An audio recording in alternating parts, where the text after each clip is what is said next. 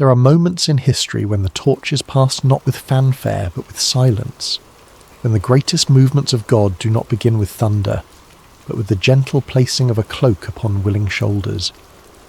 In ancient Israel, during a time of prophets and kings, such a moment arrived. The voice that had called down fire from heaven was preparing to go silent. The man who had stood alone before corrupt rulers was nearing the end of his earthly journey. But God's work never truly ends. It simply finds new hands.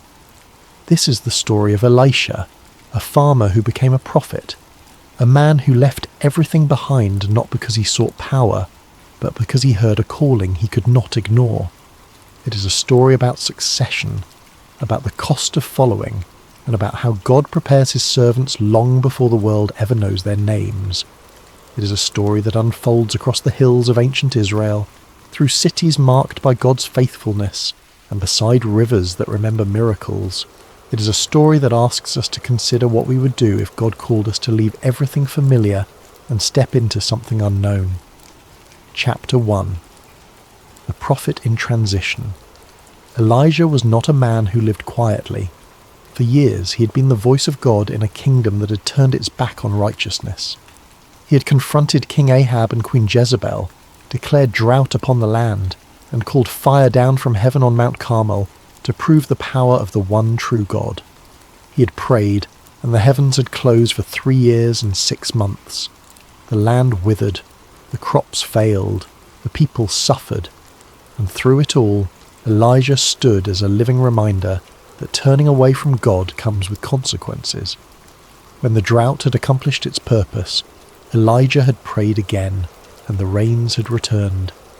He had been fed by ravens in the wilderness during the famine, drinking from the brook Cherith while the rest of Israel struggled to find water. When the brook dried up, God sent him to Zarephath, to a widow who had only enough flour and oil for one final meal.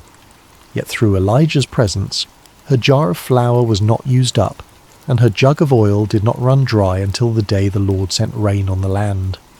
His life had been marked by boldness, isolation, and unshakable faith. He had experienced the heights of spiritual victory and the depths of despair. After the triumph on Mount Carmel, where fire fell from heaven and consumed his sacrifice, Elijah had run for his life when Jezebel threatened to kill him. He had sat under a broom tree in the wilderness and asked God to let him die.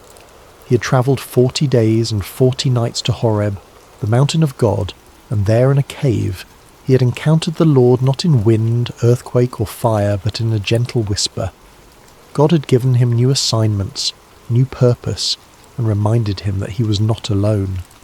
There were still 7,000 in Israel who had not bowed to Baal, but now something was shifting. God had not abandoned Elijah, but he was preparing him for departure. The prophet's work on earth was drawing to a close, and the Lord had one final task for him to complete. He was to appoint a successor, not a king, not a priest, but another prophet, someone who would carry forward the mantle of God's voice in Israel, someone who would continue what Elijah had begun, speaking truth to power and demonstrating God's care for his people. The instruction came clearly. Go to Abel Meholah. There you will find Elisha, the son of Shaphat. Anoint him as prophet in your place. Elijah obeyed without question. He had learned through years of walking with God that the Lord's instructions were not suggestions to be debated, but commands to be followed. He rose and made the journey southward, travelling through the hill country, not knowing what kind of man he would find, but trusting that God had already chosen well. The transition had begun. The old prophet was being called home, but the calling itself would not die with him. God's work would continue through new hands, a new voice, a new servant willing to bear the weight of prophetic ministry. Chapter 2. The Calling of Elisha. Elisha was working in the fields when Elijah found him. He was not a priest serving in the temple, not a scholar studying the law, not a man of religious prominence or political power. He was a farmer. The son of Shaphat, he came from a prosperous family in Abel Meholah, a town in the Jordan Valley. He was ploughing with 12 yoke of oxen, leading the final team himself. This detail reveals much about his family's status. 12 yoke of oxen represented significant wealth and productive capacity. Elisha was not a poor peasant scratching out a meagre existence. He was a successful man with a secure future, working land that had likely been in his family for generations. His hands were calloused from years of gripping the plough. His clothes were dusty from the dry soil of the field. His life was predictable, grounded in the rhythms of the earth. He woke with the sun, inspected the oxen, guided them through the furrows, and worked until the light faded. There were planting seasons and harvest seasons, times of labour and times of rest. He knew when to sow and when to reap. He understood the land, the weather, the patterns that had sustained his family and his community. There was nothing in his appearance that suggested destiny. Nothing that would cause a passerby to think this man would one day perform miracles, counsel kings, and shape the spiritual direction of an entire nation. But Elijah saw what God saw. Or rather, Elijah obeyed what God had commanded, trusting that the Lord's vision was clearer than his own. Without a word of greeting or explanation, the old prophet approached. He walked directly to where Elisha was guiding his team of oxen, and then he did something strange and profound. He removed his mantle, the rough woolen cloak that marked him as a prophet of the Lord, and placed it over Elisha's shoulders. It was a symbolic act, ancient and weighty.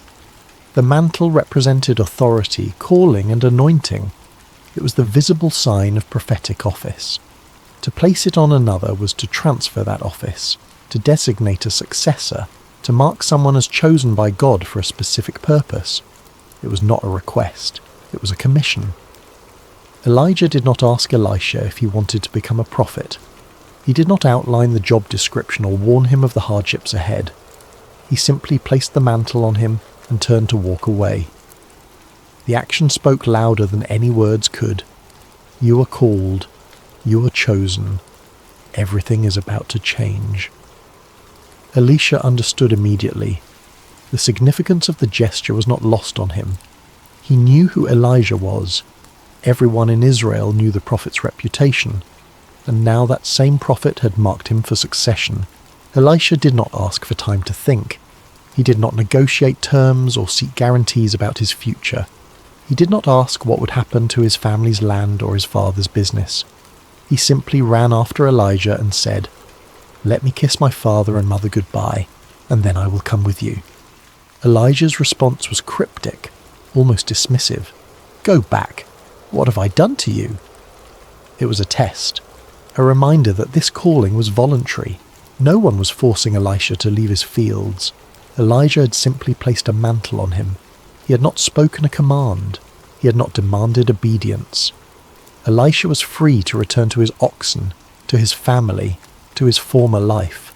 The choice was his. But the prophet's words also carried another meaning. They suggested that Elisha should count the cost, consider what he was giving up, and make sure he truly understood what following meant. Chapter 3. The Cost of Following. Elisha returned to his oxen, but he did not return to his old life. Instead, he did something that shocked everyone watching. He took his yoke of oxen, the very team he had been leading when Elijah found him, and slaughtered them. He broke apart his ploughing equipment, the wooden yoke and plough that were essential tools of his trade, and used the wood to build a fire. Then he cooked the meat over the flames and gave it to the people around him, likely his fellow workers and servants who had been ploughing the other fields. It was a feast, a farewell, a public declaration that there would be no going back. This was not a small decision. Oxen were valuable animals, essential for farming in an agricultural society.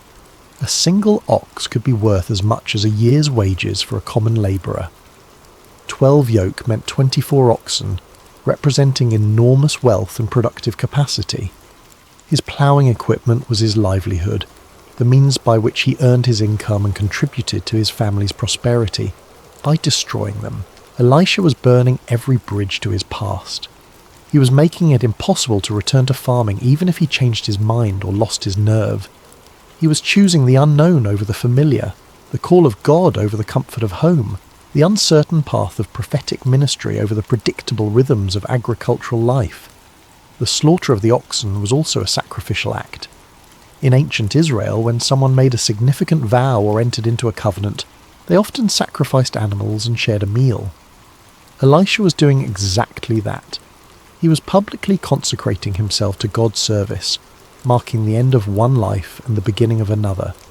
The people who ate the meat that day witnessed his commitment. They could testify that Elisha had left nothing behind, held nothing back, kept no safety net for himself. He was all in. After the meal, Elisha rose and followed Elijah. He became his attendant, his student, his servant. The Hebrew word used to describe his role is often translated as the one who poured water on Elijah's hands, suggesting intimate personal service. This was not a glamorous position. Elisha was not given a title or public recognition. He was simply the man who stayed close to Elijah, who served him in practical ways, who learned by watching and listening. The Bible does not record how long this period lasted. It may have been months, it may have been years. Some scholars suggest it could have been as long as a decade. But during that time, Elisha learned.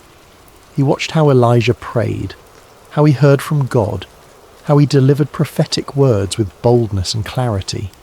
He listened to Elijah's stories of God's faithfulness, of ravens bringing bread and meat, of flour jars that never emptied, of fire falling from heaven. He served without seeking the spotlight.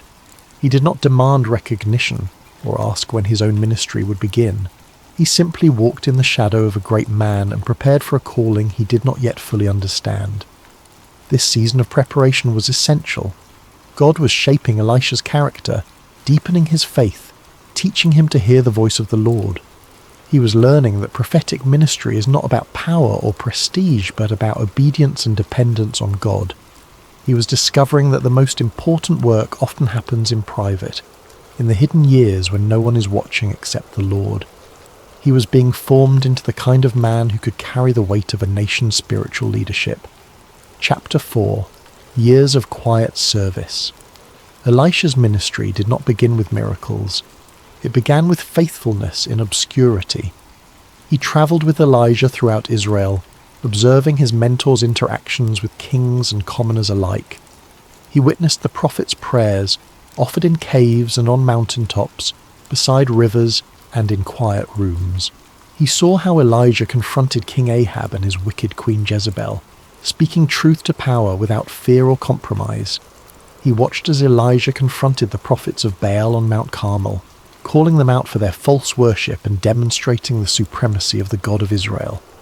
He learned what it meant to be dependent on God alone, to trust when provision seemed impossible.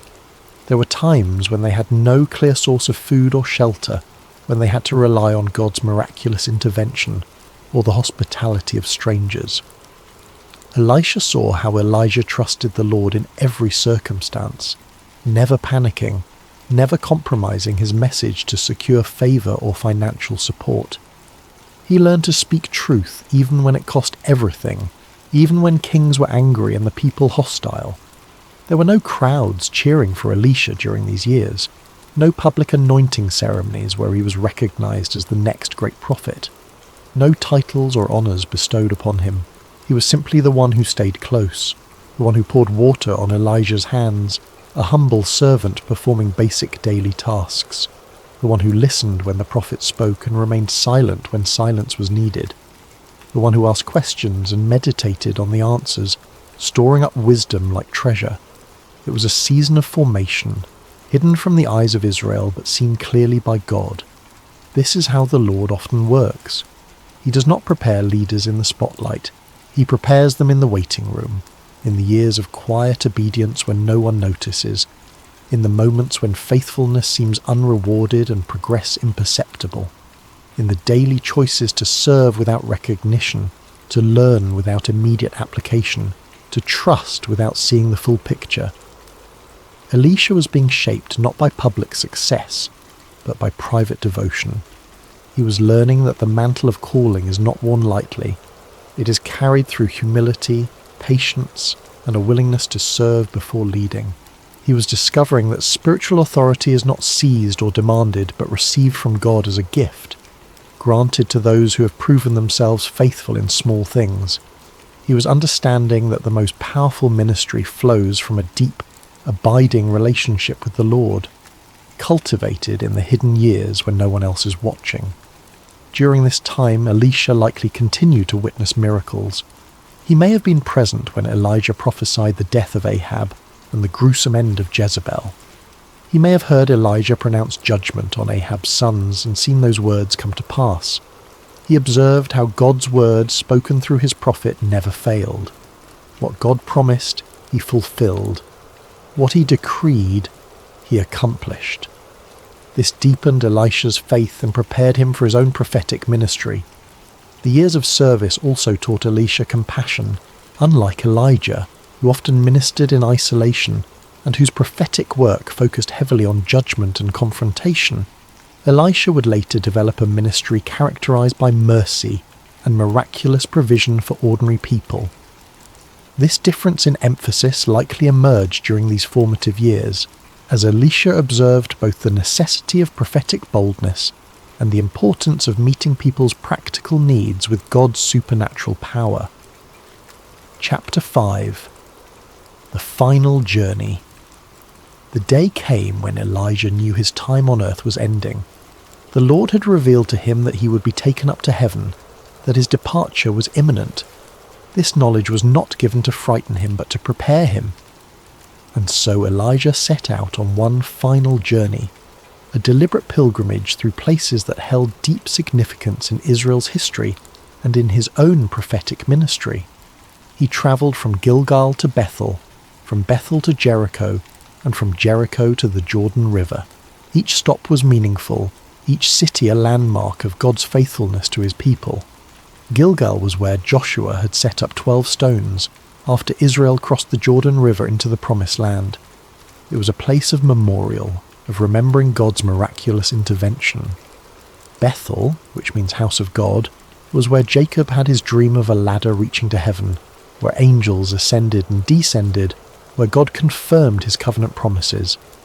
Jericho was the first city conquered when Israel entered Canaan, where the walls fell down after the people marched and worshipped in obedience to God's strange instructions. And the Jordan River was the boundary between wilderness wandering and promised inheritance, the place where God had once again parted waters so his people could cross on dry ground.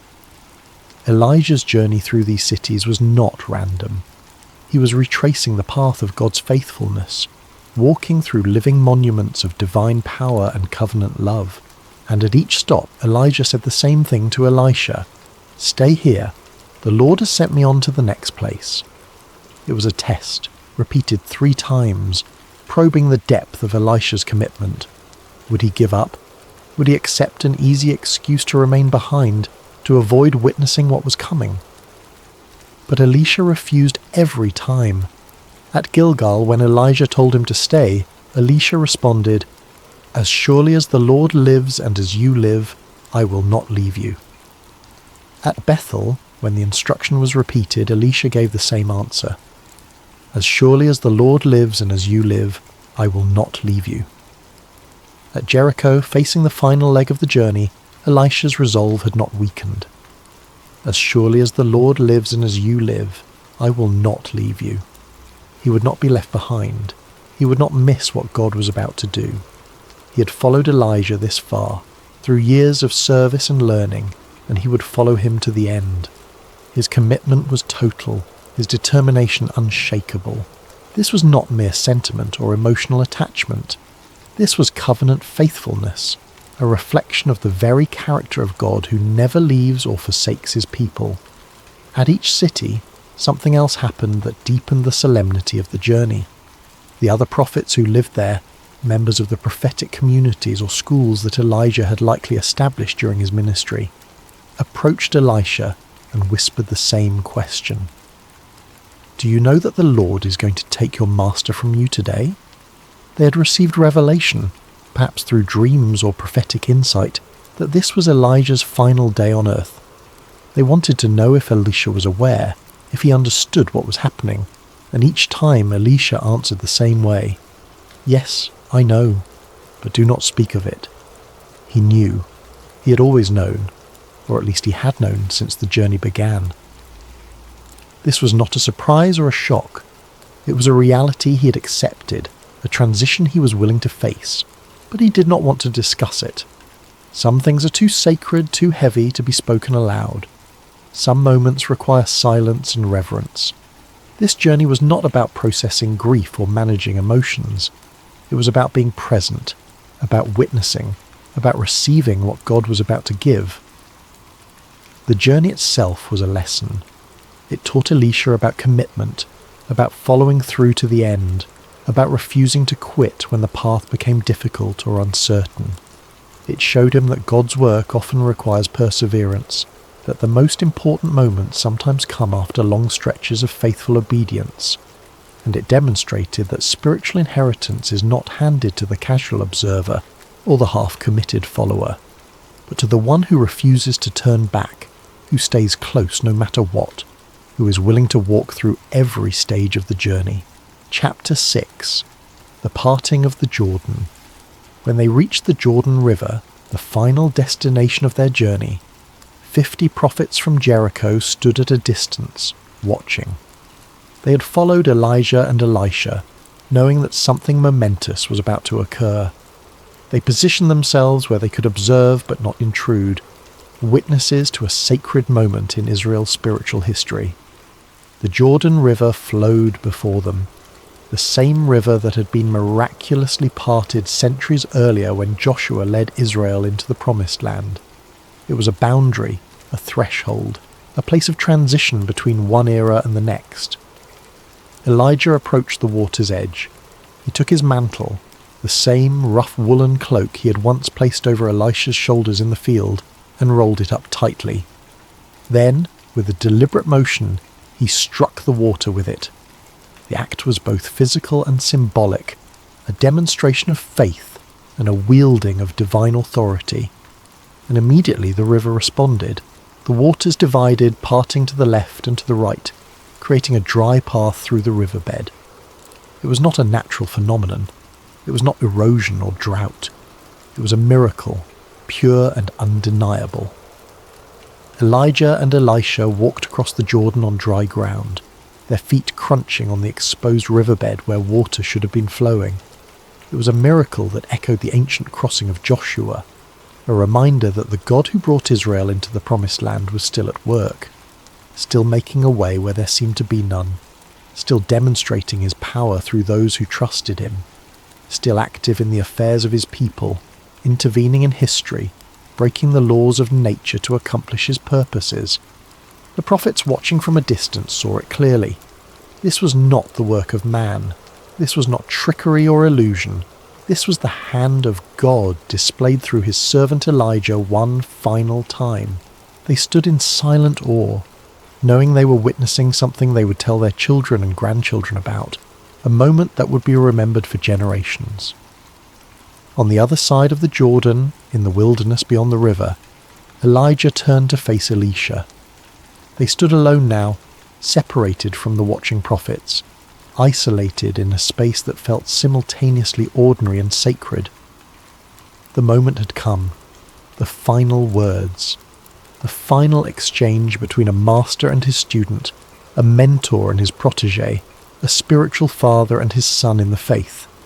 And in that moment, Elijah asked a question that would define everything that followed. "Tell me, what can I do for you before I am taken from you?" It was an extraordinary offer. Elijah, who had spoken with kings and called down fire from heaven, who had authority and experience and a deep relationship with God, was offering to use his influence one last time on behalf of his student. He was giving Elisha an opportunity to ask for anything: provision for the future, protection from enemies, recognition and honour. Anything. Chapter 7. The Request. Elisha did not hesitate. He had not followed Elijah all these years, had not sacrificed his oxen and his livelihood, had not served in obscurity and walked this final journey for personal comfort or worldly advantage. He knew exactly what he needed. He understood what mattered. And so he made a request that revealed the depth of his calling, and the purity of his heart. "Let me inherit a double portion of your spirit," he said. It was a bold request, stunning in its audacity. But it was not born of pride or presumption. To understand what Elisha was asking, we must understand the cultural context. In Israelite law, the firstborn son received a double portion of his father's inheritance.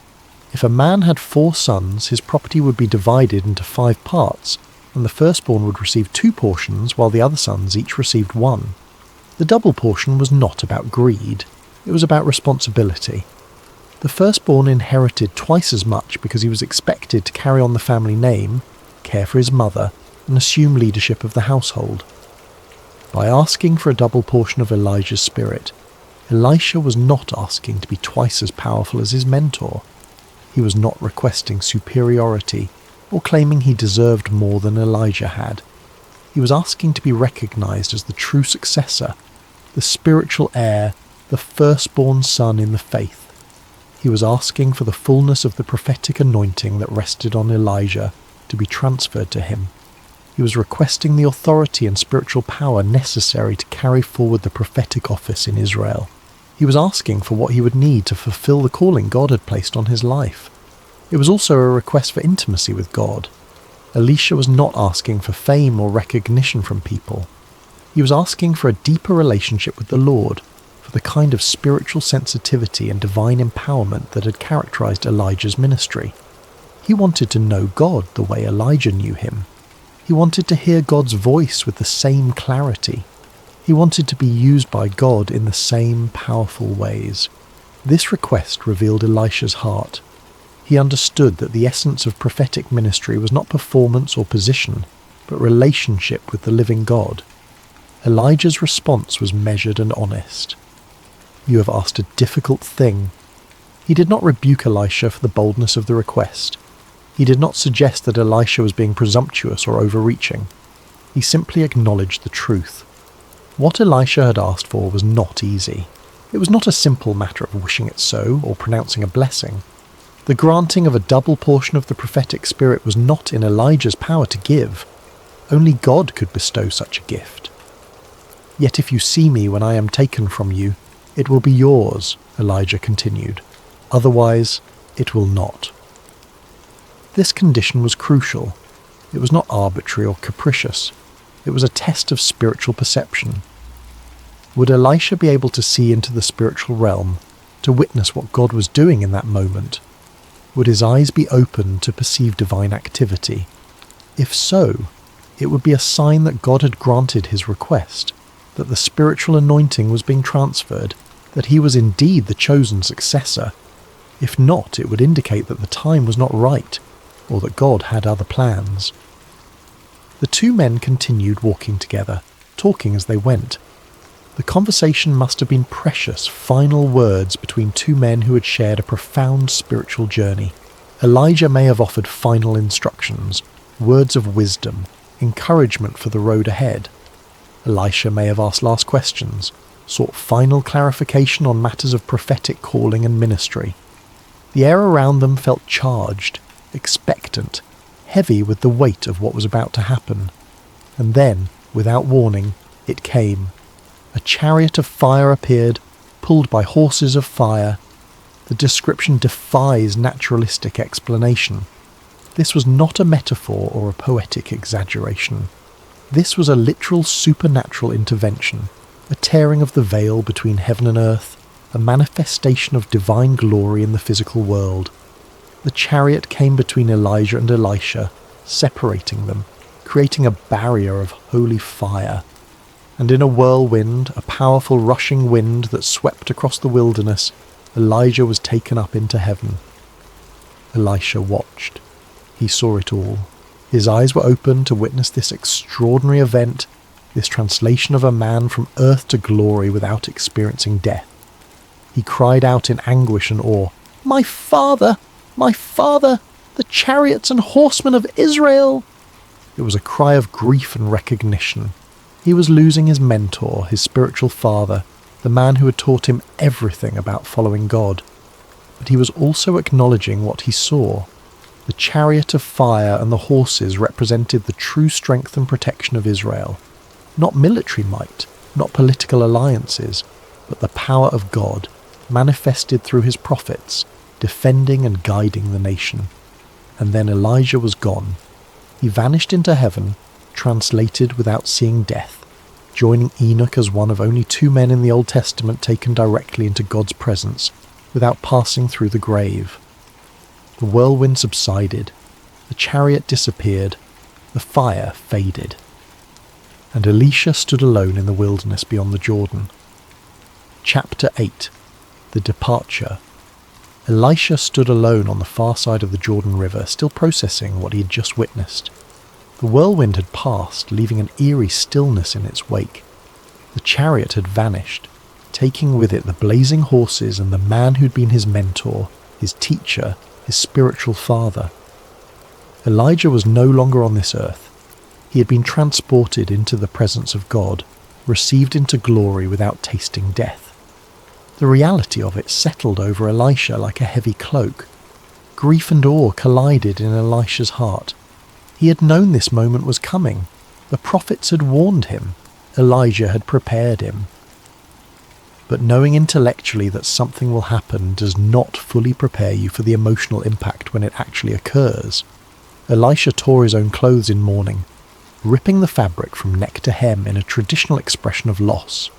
It was a visceral, physical manifestation of internal pain. The man who had shaped his life, who had called him from the field and taught him to hear God's voice, was gone. But even in his grief, even as he stood there with torn garments and tears likely streaming down his face, something else was happening. Something he could not yet fully comprehend. The transition that had been in motion since the day Elijah first placed the mantle on his shoulders was now complete. The years of preparation were over. The time of serving in another man's shadow had ended. The moment he'd been moving toward, perhaps without fully realizing it, had arrived. He looked down through his tears. There, on the ground where Elijah had been standing just moments before, lay the prophet's mantle, the same cloak that had been placed over his shoulders years earlier in the field when he was ploughing with his oxen, the same mantle that had struck the Jordan and parted its waters just minutes ago. It had fallen from Elijah as he ascended into heaven, left behind like a legacy, an inheritance, a commissioning. And now it rested at Elisha's feet, waiting to be picked up. Elisha bent down slowly and lifted the mantle. The weight of it was familiar. He had seen Elijah wear it countless times, had watched him wrap it around his shoulders in the cold, had observed how he used it to strike the water or cover his face in the presence of God. But now the meaning of it had changed. This was no longer a symbol of someone else's calling. It was his own. The mantle represented authority, anointing, responsibility, and it had been passed to him. He held it in his hands, feeling its texture, its history, its sacred weight. The rough wool carried the scent of smoke and wilderness, of long journeys and prophetic encounters. It had been present at some of the most significant moments in Israel's recent history, and now it belonged to him. Elisha did not yet know for certain if the double portion had been granted. He had seen Elijah taken up, which according to Elijah's own words meant the request would be fulfilled. But seeing and experiencing are different things. Confirmation would come, but not yet. Not in this moment of raw grief and transition. What Elisha did know was that God had brought him this far. From the field to the Jordan. From obscurity to the threshold of prophetic ministry. From ploughing oxen to witnessing a man ascend to heaven in a chariot of fire. God had not brought him through all of this only to abandon him now. The same Lord who had called him, prepared him, and kept him would continue to be faithful. The God who had empowered Elijah would empower him. The voice that had spoken through the old prophet would speak through the new one. Elisha stood there for a moment longer, the mantle clutched in his hands, looking at the place where Elijah had disappeared. He was alone now in a way he had not been for years. No mentor to turn to for advice, no teacher to ask questions, no father figure to encourage him or correct him. Just Elisha, the mantle, and God. But perhaps that was the point. Perhaps this was the necessary transition. At some point, every student must become a teacher. Every follower must become a leader. Every son must become a father. The time had come for Elisha to step into his own calling, to exercise his own faith, to discover for himself the faithfulness of God. He turned away from the spot where Elijah had vanished and began walking back toward the Jordan River. The 50 prophets were still watching from the other side, waiting to see what would happen. They had witnessed the parting of the waters on the way out. They knew Elijah and Elisha had crossed together, but only Elisha was returning.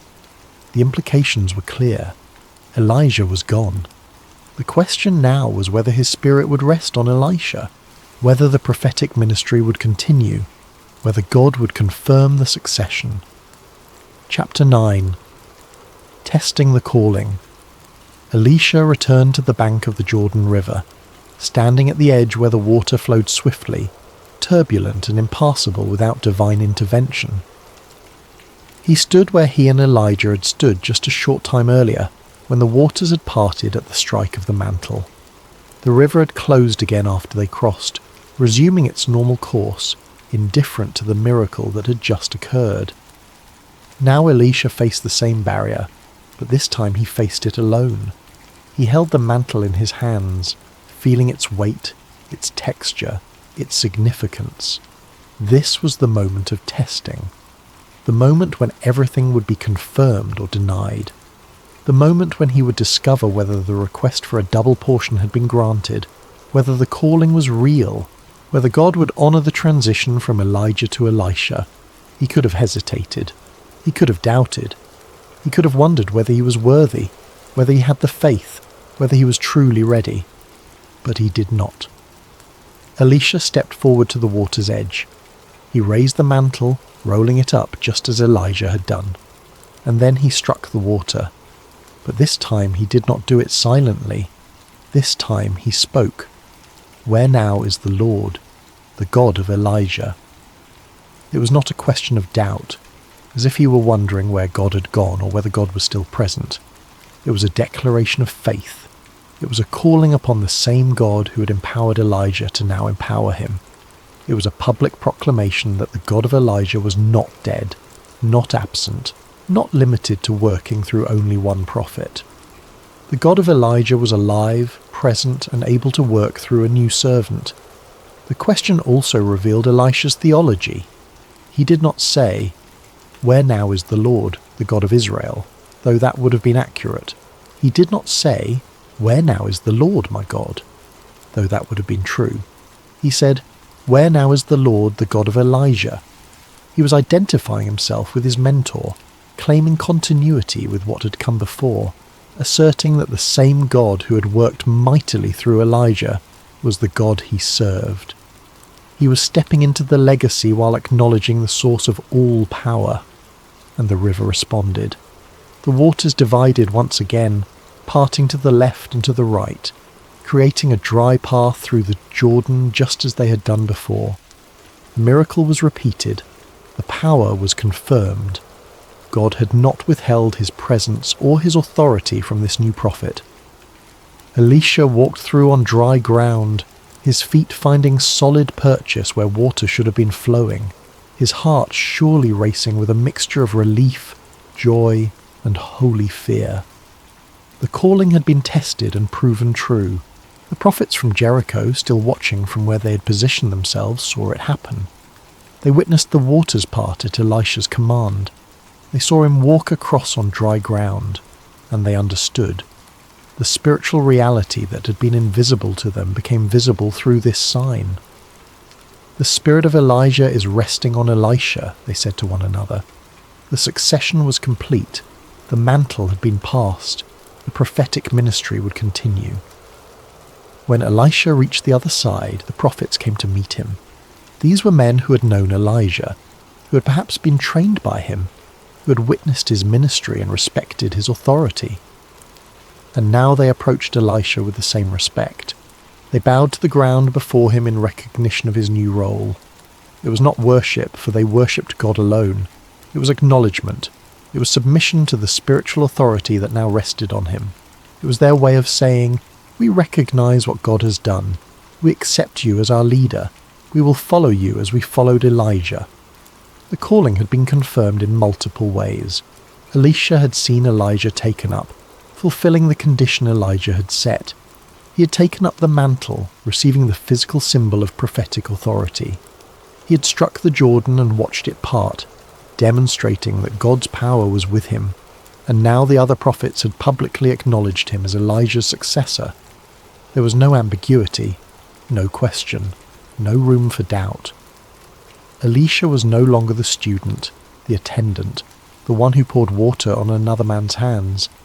He was the prophet of the Lord in Israel, carrying the full weight of that calling, ready to speak God's words to a nation that desperately needed to hear them. Chapter 10. A new prophet rises. Elisha's ministry began immediately. There was no period of rest or recovery after Elijah's departure. There was no time to process grief or adjust to his new role. The needs of God's people were urgent, and Elisha responded with compassion and power. His very first miracle occurred in Jericho, where the people approached him with a problem. The water source for their city was bad, they explained. It was contaminated or bitter, making people sick and causing the land to be unproductive. Crops were failing. Animals were dying. The city was suffering because of this fundamental resource problem. Elisha asked for a new bowl filled with salt. The request seemed strange. Salt in ancient times was used for preservation and purification, but throwing it into a water source would not naturally fix contamination. This was not a chemical solution.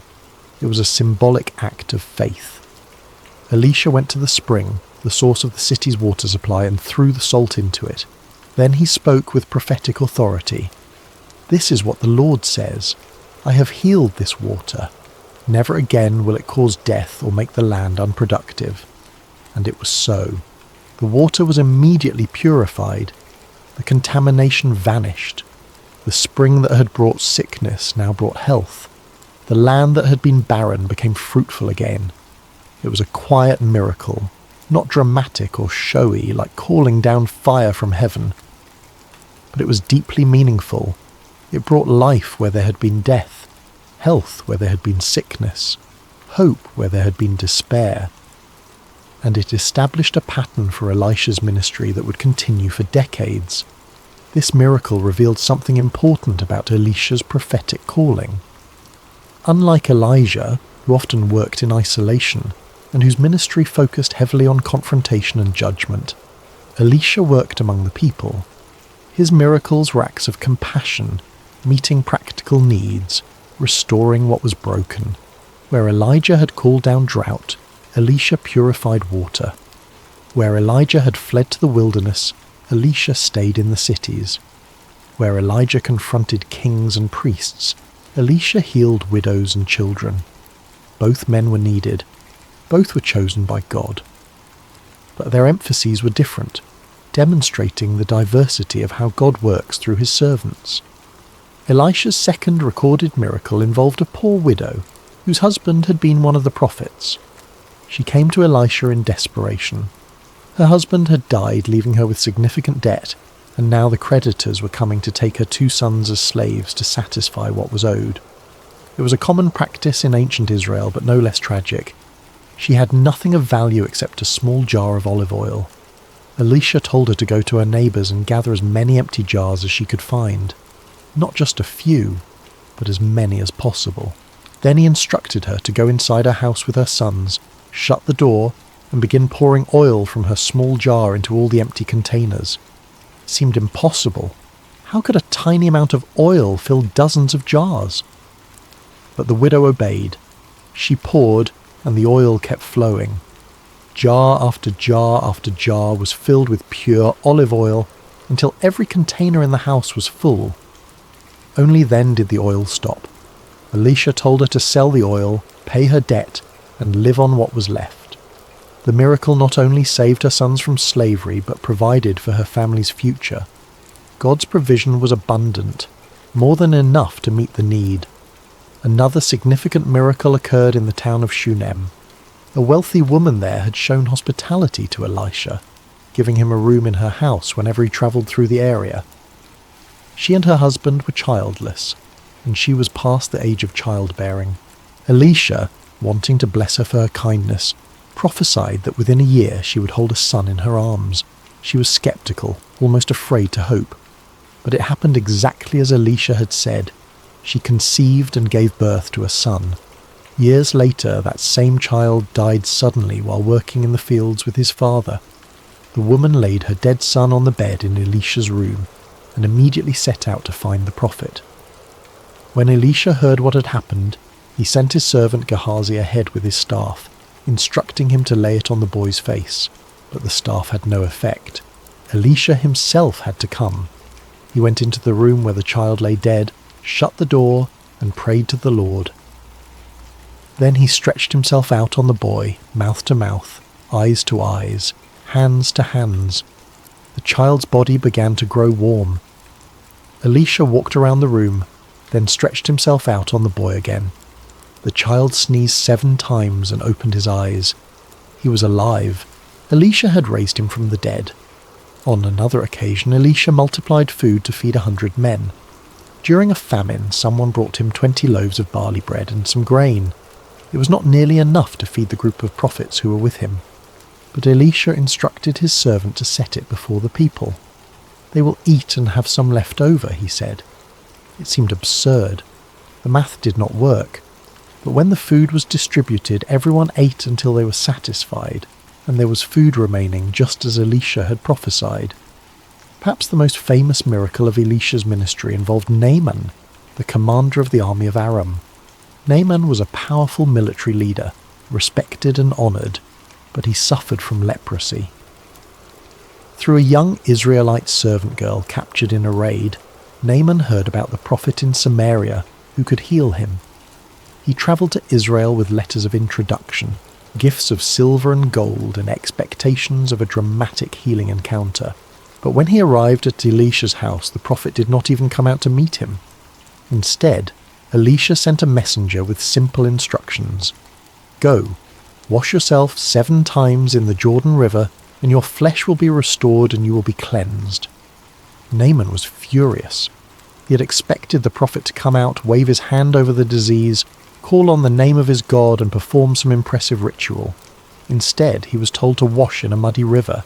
His pride was wounded. His expectations were frustrated. He turned to leave in anger, but his servants reasoned with him. If the prophet had told you to do some great thing, would you not have done it?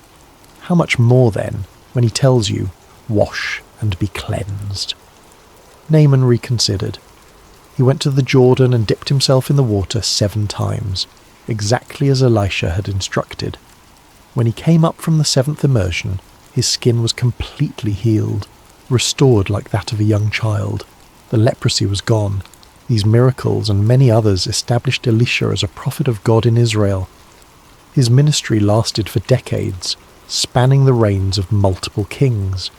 He counseled rulers, warned of military threats, intervened in international conflicts, and cared for ordinary people facing extraordinary needs. He performed approximately twice as many recorded miracles as Elijah, a literal fulfillment of the double portion he had requested. But the miracles were not about power for its own sake. They were demonstrations of God's character, his compassion, his provision, his desire to meet people in their need, his willingness to work through willing servants. Where Elijah had been fire and judgment, calling a nation back to exclusive worship of the Lord, Elisha was grace and healing, demonstrating God's mercy and care for individuals. Both emphases were true to God's character. Both were necessary for different seasons and situations, and together, the ministries of these 2 prophets showed the fullness of who God is, holy and just but also compassionate and near, willing to judge sin but eager to show mercy, powerful enough to part rivers and raise the dead, but gentle enough to care about a widow's debt and a child's sickness. Epilogue: The mantle passed forward. The story of Elisha is not ultimately about one man, impressive though his life and ministry were. It is about the faithfulness of God across generations.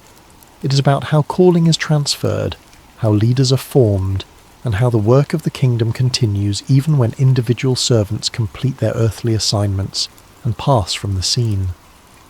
Elisha's life teaches us profound lessons about preparation, obedience, faithfulness, and the way God develops those he calls. First, we learn that God prepares his people long before they step into prominence or public ministry. Elisha was not chosen because he was already a prophet or a priest or a person of religious significance. He was chosen while ploughing a field, doing ordinary work, living an unremarkable life. God saw something in him that others might have missed: a teachable spirit, a willing heart, a capacity for faithfulness. And God began preparing him years before his actual ministry began. The preparation happened not in a classroom or a seminary, but in the daily discipline of serving another person, watching, learning, asking questions, and growing in intimacy with the Lord. This is still how God works. He does not typically drop people into positions of spiritual leadership without preparation. He shapes them in obscurity. He tests them in small things before entrusting them with greater responsibility. He develops their character in the hidden years when no one is watching except him. The most important qualification for spiritual leadership is not talent or intelligence or charisma. Though those things can be useful, it is faithfulness, the willingness to serve without recognition, the commitment to keep following even when the path is unclear, the humility to learn from others without demanding to be in charge. Second, we learn that spiritual authority is not seized or demanded but received from God as a gift. Elisha did not campaign for the position of prophet.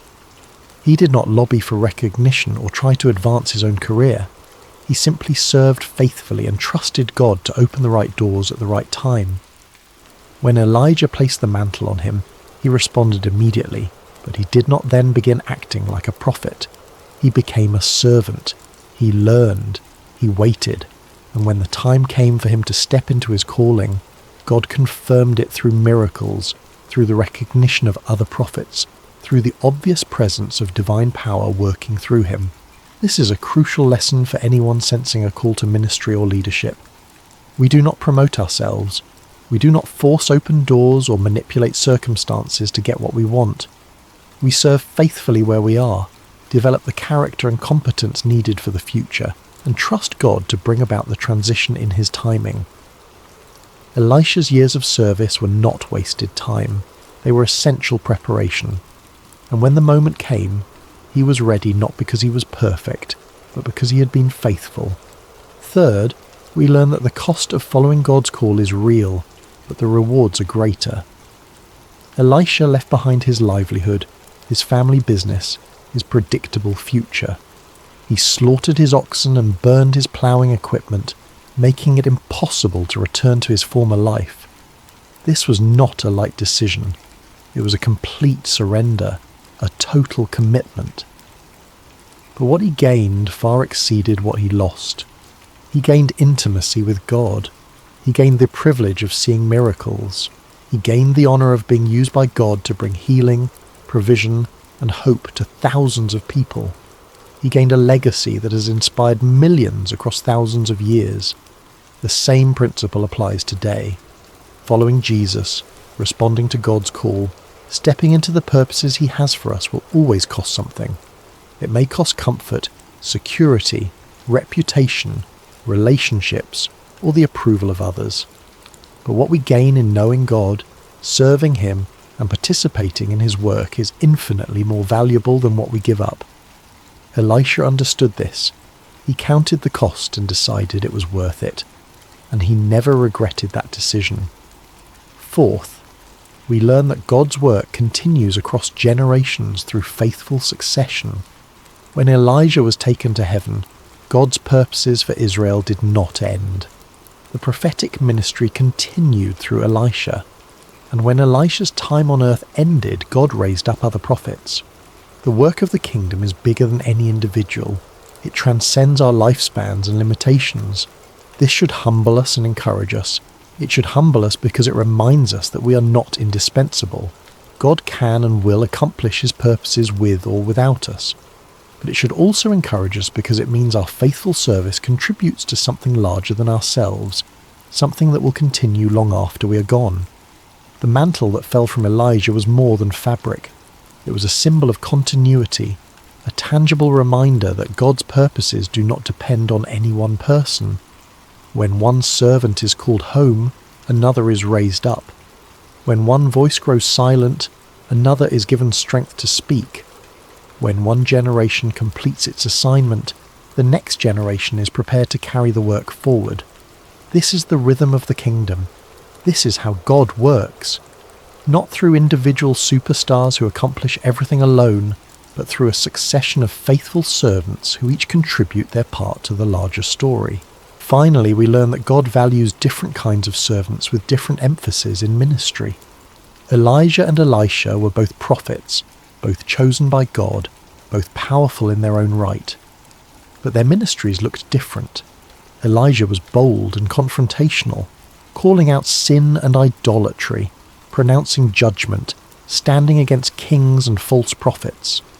Elisha was compassionate and restorative, healing the sick, providing for the poor, raising the dead, demonstrating God's care for individuals. Both were needed, both were valuable, both reflected different aspects of God's character. This should free us from the trap of comparison and imitation. We do not all have to minister the same way. We do not all have to have the same gifts or the same approach. God delights in diversity. He calls some to confront and others to comfort, some to teach and others to heal, some to lead visibly and others to serve quietly. What matters is not that we copy someone else's ministry, but that we faithfully fulfill the calling God has given us, using the gifts he has provided in the sphere of influence he has assigned. The story of Elisha began in a field with the placing of a mantle on a farmer's shoulders. It continued through years of quiet service and patient learning. It reached a climax at the Jordan River when the waters parted and a calling was confirmed, and it unfolded over decades of ministry marked by miracles, compassion and faithfulness to God. The calling that began in obscurity ended with a legacy that continues to inspire faith thousands of years later. May we too be willing to leave behind what is familiar when God calls us forward. May we have the courage to burn the bridges to our old lives and step fully into what he has for us. May we serve faithfully in the hidden years, knowing that God is preparing us for what lies ahead, that no moment of obedience is wasted, that character is being formed even when progress seems invisible. And may we trust that when the mantle falls, when the moment of transition comes, when God calls us to step into our destiny, he will give us everything we need to carry it with grace and power. The mantle has been passed through countless generations since Elisha walked the earth. From prophets to apostles, from early church fathers to modern missionaries, from famous evangelists to unknown intercessors, the work of God has continued, and it continues still. The question is not whether God is calling people to serve him. He always is. The question is whether we will respond as Elisha did, with immediate obedience, total commitment, faithful service, and patient trust in God's timing and provision. The fields are still full of people ploughing their oxen, living ordinary lives, unaware that God may be about to place a mantle on their shoulders. The call may come at any moment, and when it does, may we be ready to leave everything behind and follow, to serve without recognition, to learn without demanding to lead, and to trust that God who calls is faithful to complete what he begins.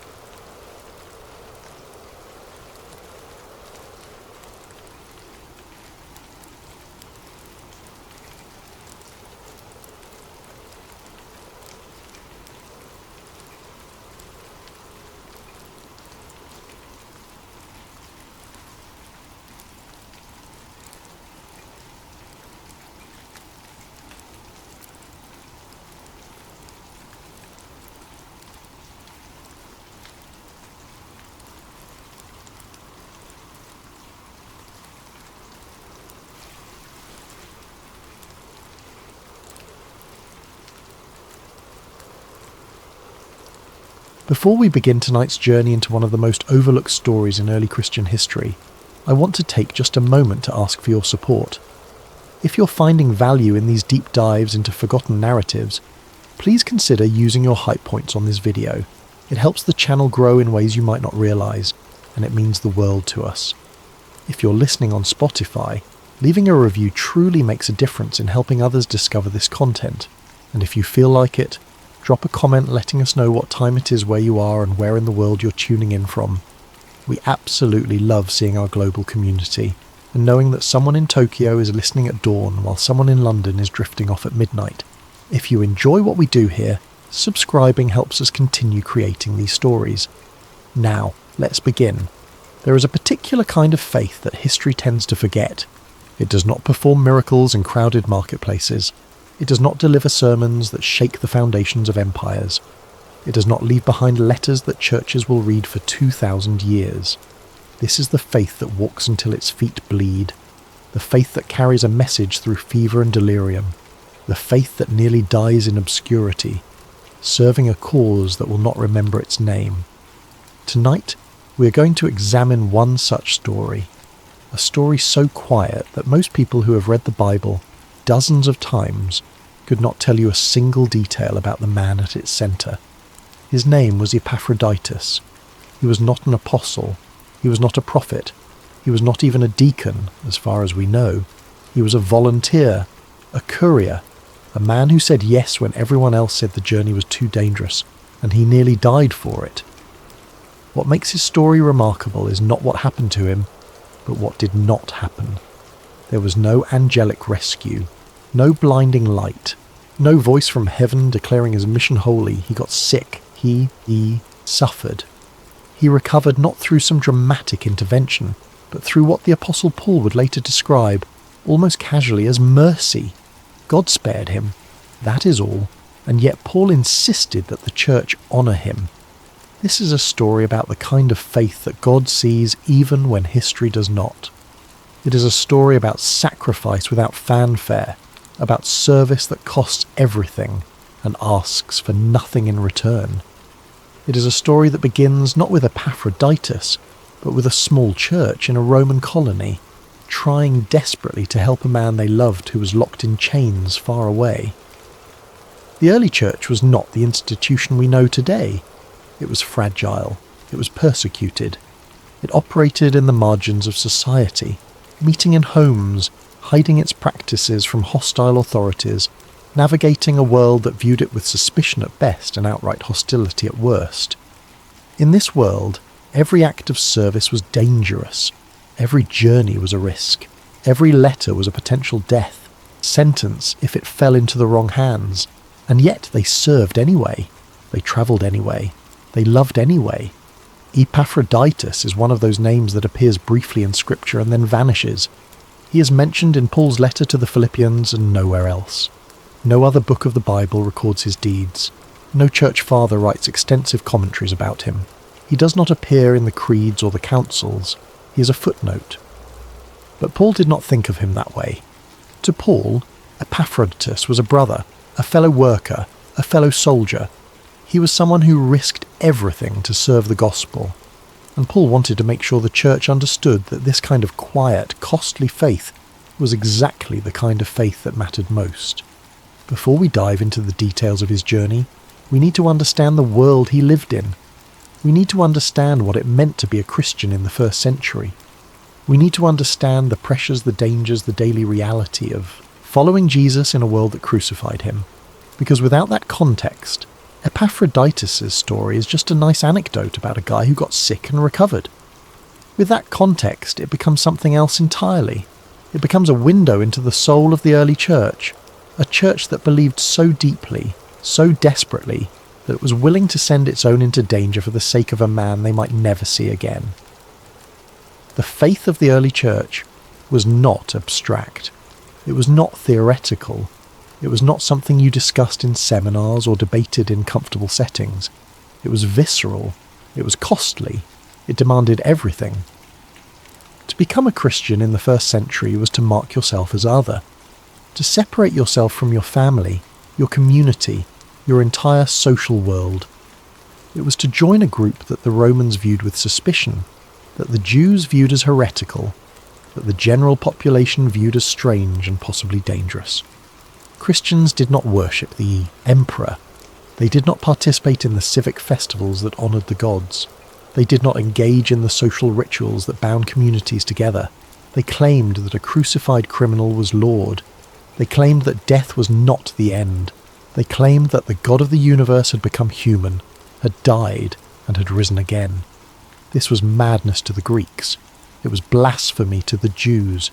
It was potential sedition to the Romans. And yet people believed. They believed because something about the message rang true.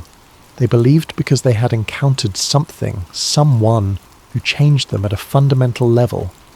They believed because the alternative, a world without hope, without resurrection, without the possibility of redemption, was unbearable.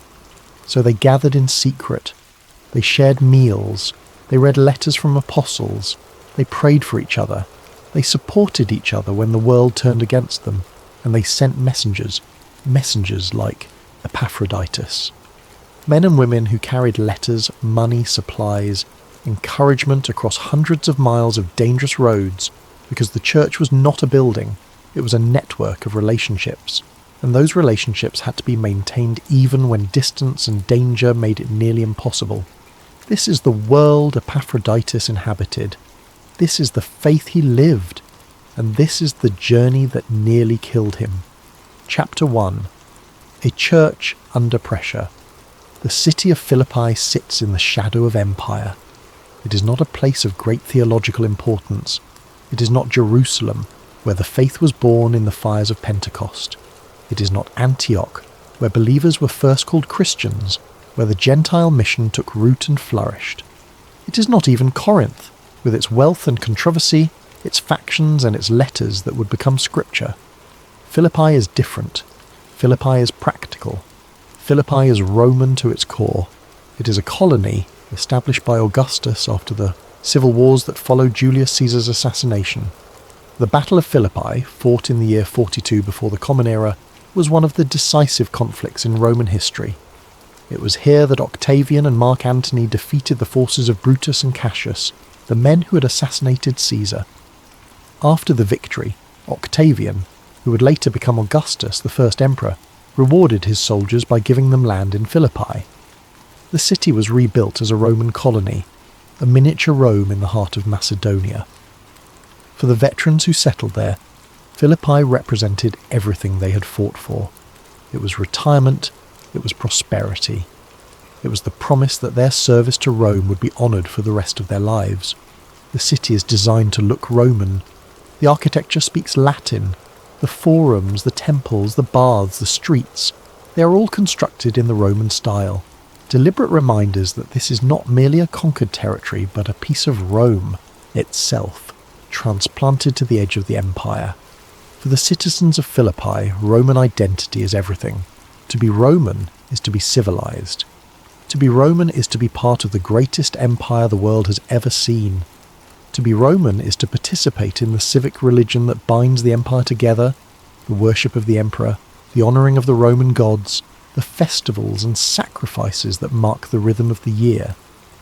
This civic religion is not optional. It is how you prove your loyalty.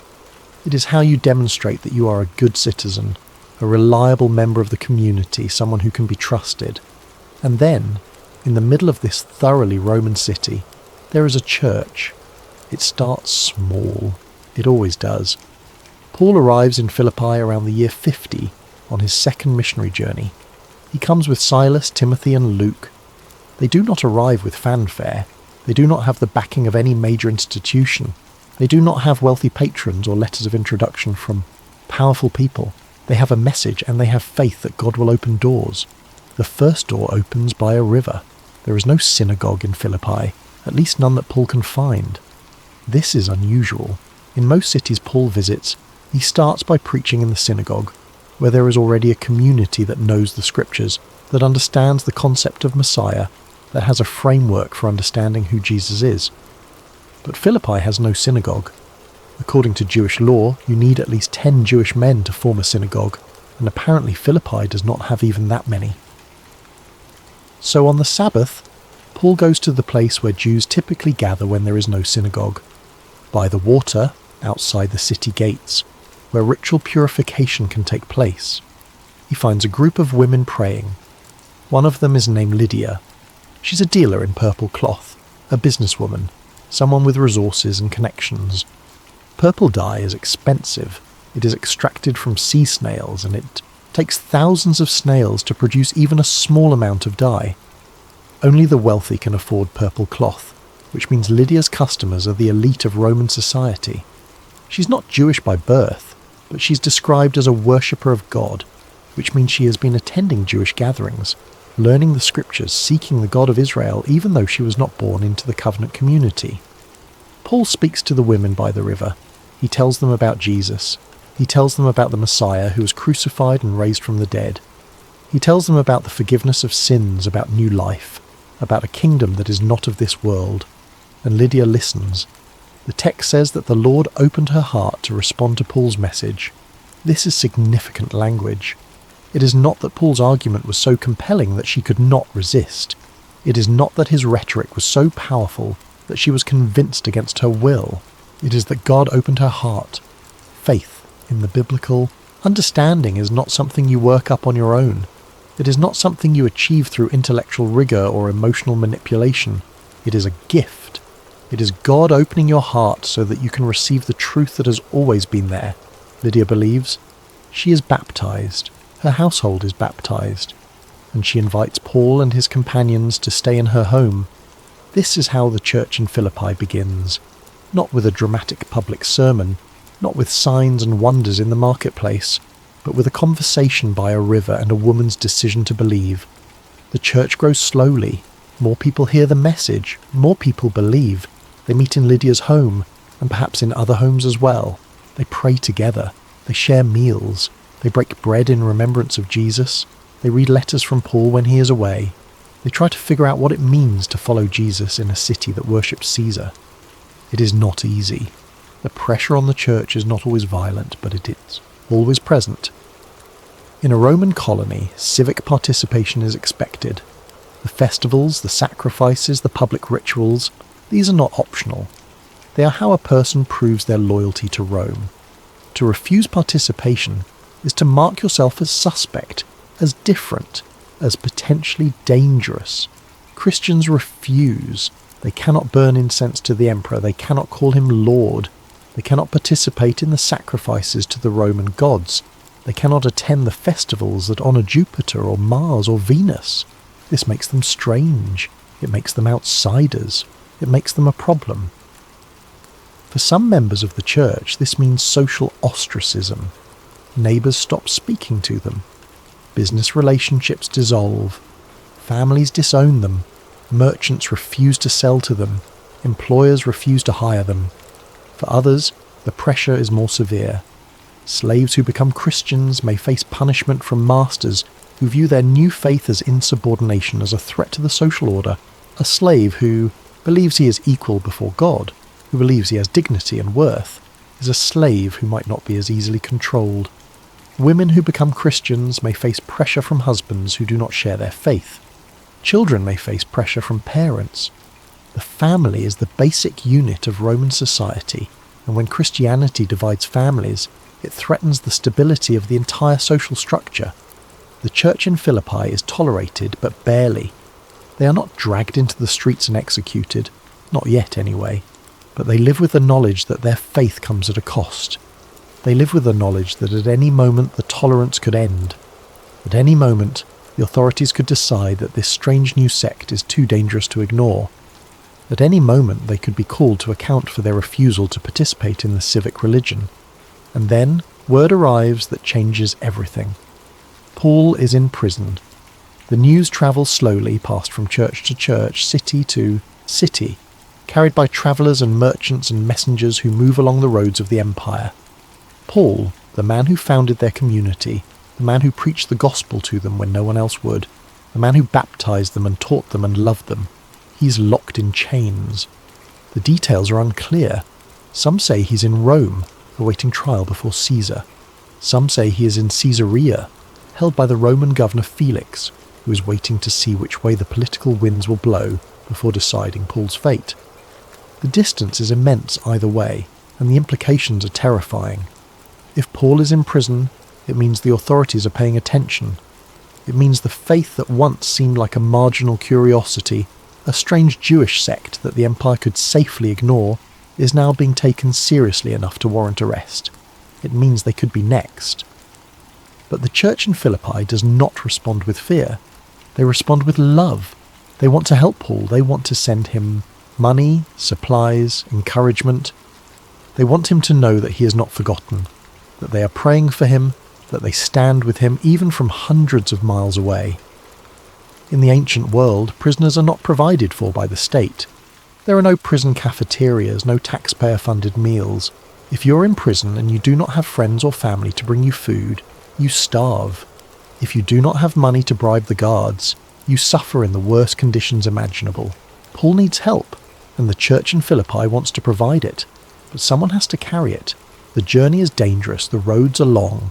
Bandits operate in the mountains between Macedonia and wherever Paul is being held. Illness spreads in the crowded cities along the way. There is no guarantee that whoever goes will come back. The church discusses the matter. They pray. They calculate what they can afford to send. It is not much. They are not a wealthy congregation. Most of them are working-class people. Some are slaves. But it is something. It is what they have. They scrape together coins. They gather supplies. They write letters of encouragement. They prepare everything that Paul will need to survive in prison, to bribe the guards if necessary, to buy food, to pay for basic necessities. And then they face the question that has been hanging over the entire discussion. Who will go? The room is silent. Everyone knows what the journey entails. Everyone knows the risks. Everyone loves Paul. But love does not make the roads less dangerous or the illness less deadly. And then someone speaks. His name is Epaphroditus, and he says, I will go. Chapter 2. The volunteer. Epaphroditus is not the obvious choice. If the church in Philippi wanted to send someone impressive, someone with credentials, someone whose very presence would command respect, they had other options. They could have sent someone with connections, someone who had travelled before, someone who knew the roads and the cities and the languages. They could have sent someone who was trained in rhetoric, who could speak eloquently if questioned by authorities. They could have sent someone who was wealthy, who could afford better lodging, who could hire guards for protection. But they sent Epaphroditus. His name is Greek, which means he is likely a Gentile. He is not Jewish. He did not grow up with the scriptures. He did not grow up in a community that had been waiting for the Messiah for centuries, that had the prophets memorized, that understood the theological framework within which Jesus makes sense. He is a convert, a newcomer, someone who heard the gospel, believed it, and reordered his entire life around it.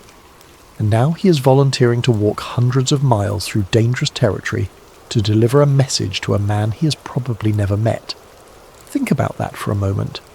Epaphroditus has likely never seen Paul. Paul was only in Philippi briefly during his second missionary journey.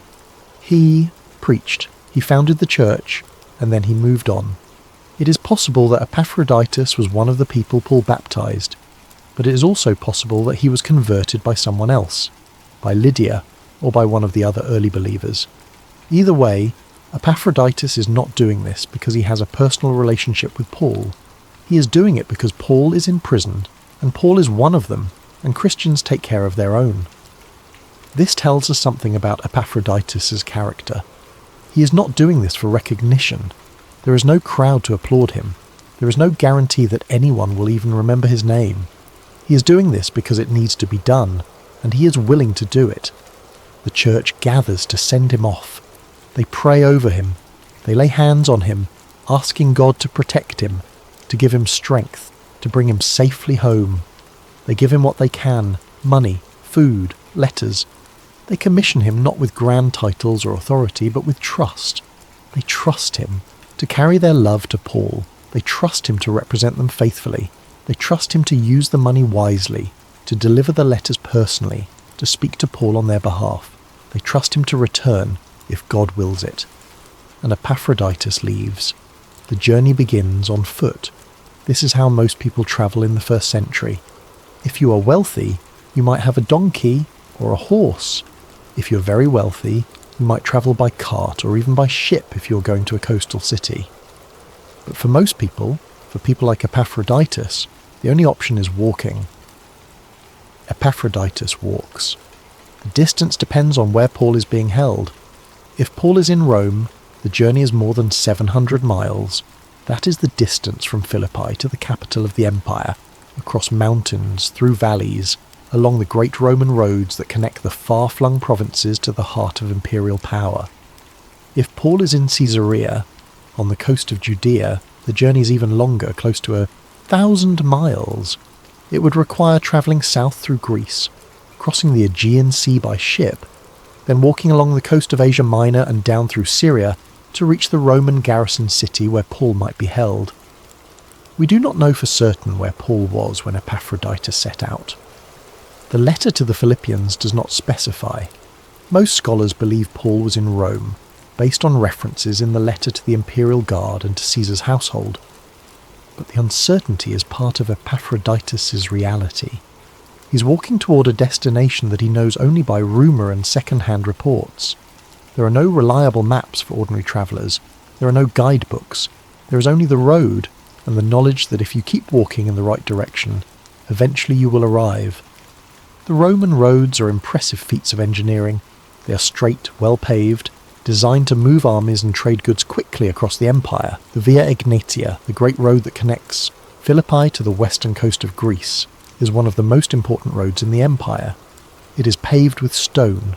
It has milestones marking the distance. It has rest stops and way stations at regular intervals. But the roads are not safe. In the cities, there is order. Roman law is enforced. Guards patrol.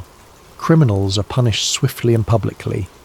The threat of crucifixion, of being whipped to death, of being thrown to wild animals in the arena, these threats keep most people in line. But between the cities, in the spaces where the empire's reach is thin, the roads are dangerous. Bandits know where travellers rest. They know where the roads narrow, where the sight lines are poor, where a man alone can be surrounded before he realises what is happening. They know which inns are frequented by wealthy merchants, which travellers are carrying valuable goods. Epaphroditus travels with almost nothing. He carries the money and supplies the church gave him, hidden on his person, but he cannot afford to look wealthy. He cannot afford to attract attention. He dresses like a commoner, in simple clothes that will not stand out. He walks with his head down. He tries to blend in with the other travellers on the road, merchants, soldiers on leave, slaves running errands for their masters, pilgrims travelling to religious sites. At night he sleeps wherever he can. Sometimes there is an inn, a place where travellers can pay for a bed and a meal, but inns are expensive, and not all of them are safe. Some are run by people who ask too many questions, who want to know where you're going and what you're carrying. Some are frequented by the kinds of people you do not want to meet on a dark road. Thieves, violent men, people who would kill you for a handful of coins. More often, Epaphroditus sleeps outside, in a ditch, where he can pull his cloak over himself and hope that no one notices him. Under a tree, where the branches provide some shelter from the rain. In the corner of a barn, where the owner does not mind as long as he's gone by morning. He eats sparingly, a loaf of bread purchased from a roadside vendor, a handful of olives, water from a well, if he can find one that is not polluted. Occasionally, if he's lucky, a piece of fruit or a bit of cheese. The food is never enough. His body is always hungry. But he cannot spend the money the church gave him on himself. That money is for Paul. That money is sacred. So he walks on an empty stomach. He walks when his feet blister. He walks when his legs ache. He walks when every part of him wants to stop, to rest, to turn back. This is not the journey of a hero in an epic. There are no dramatic battles.